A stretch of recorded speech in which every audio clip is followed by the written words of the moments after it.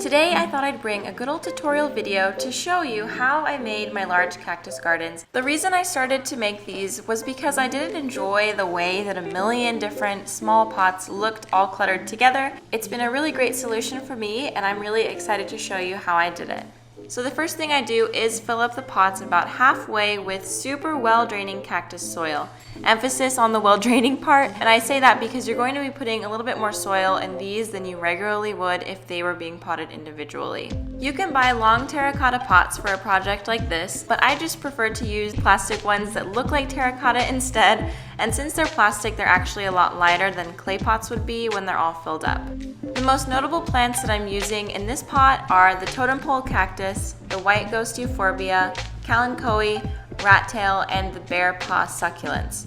Among others, obviously, but as I've stated before, Cactus ID is just really not my strong suit. You can use really any combination of cactus, succulents, and euphorbia. They all have generally the same care needs, and I would say that it's better to have more cactus ready to be planted than you think that you'll need, because every time I've ever made one of these, I was shocked by the amount of items I could actually fit in the pots. And I will say, cactus gardens do look the best when they are more full. And typically, they're all pretty slow growing, so you don't have to worry about them outgrowing their pot anytime soon. The placement of the cactus and succulents is entirely up to you, and it really just depends on your personal vibe, style, all of these things. And as you'll see, I rearranged my garden about 100 times, and you know what, since we're counting, I also stuck myself with cactus about 20 times. Generally, you want your cactus to vary in height and texture. As you can see, I have a bunch of different kinds, but if you have just one type and you really like that, I say go for it. And if you're working with taller plants, just know that they're going to fall over or lean until they are sufficiently packed in with the soil.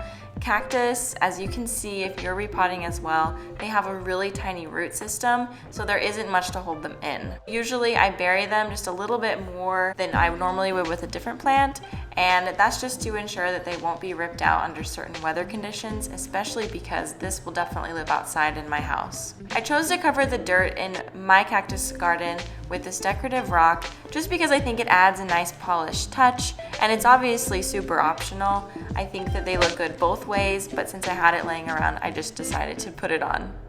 I hope that this video inspires you to go a little crazy in the cactus section on your next nursery visit.